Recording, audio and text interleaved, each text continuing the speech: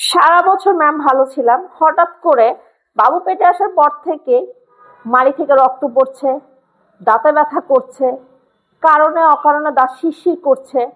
কেন করছে? এটা হচ্ছে এক প্রেগনেন্ট মাদের কমন অসুবিধা এবং তাদের কমন কমপ্লেইন। কেন এই প্রবলেমগুলো হচ্ছে? আসসালামু আলাইকুম, আমি doctor Syeda Fatema Mou, smile dental care Barishal branch থেকে।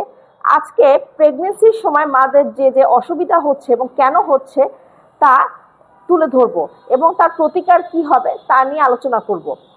প্রেগনেন্সির টাইমে মূলত হরমোনাল চেঞ্জেসের কারণে এস্ট্রোজেন এবং প্রোজেস্টেরন হরমোনগুলো চেঞ্জ হয়, যার কারণে মাড়ি ব্যথা, মাড়ি থেকে রক্ত পড়া, দাঁত শিরশির করা এবং নানাবিধ দাঁতে প্রবলেম দেখা দেয়। এছাড়াও প্রেগনেন্সির টাইমে যখন ভমিটিং টেন্ডেন্সি হয় বা বমি করে, তখন হচ্ছে বমির ভিতরে যে অ্যাসিড থাকে সেটা দাঁতের এনামেলকে ক্ষয় করে। দাঁত যদি আঁকাবাঁকা থাকে এবং আগে থেকে যদি দাঁতের প্রপারলি পরিচর্যা করা না হয়, সেক্ষেত্রে দেখা যায় ফুড অ্যাকুমুলেশন হয়ে দাঁতের ফাঁকে ক্যাভিটি তৈরি হয়। এখন করণীয় কি?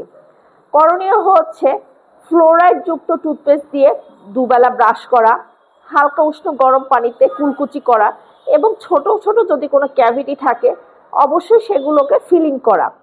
এবং সেকেন্ড টাইমেস্টারটা হচ্ছে গিয়ে প্রেগনেন্সির ক্ষেত্রে সেফ জোন। এই সময় দাঁতে যদি আদার্স কোনো সমস্যা থাকে সেগুলো আপনার নিকটস্থ ডেন্টাল সার্জনের কাছে এসে সেগুলো ঠিক করা।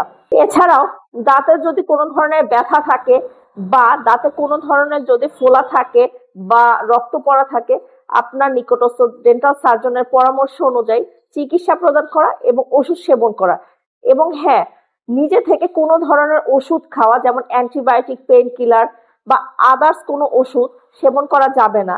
আপনার যে গাইনোকোলজিস্ট আছে তার থেকে আপনার পরামর্শ নিতে হবে অথবা আপনার ডেন্টাল সার্জনের থেকে পরামর্শ নিতে হবে। আশা করি প্রেগনেন্সির সময় কি করণীয় এবং দাঁতের কিভাবে যত্ন নেবেন একটু হলেও ধারণা দিতে পেরেছি। আজ এই পর্যন্তই। ভালো থাকবেন, সুস্থ থাকবেন। আল্লাহ হাফেজ।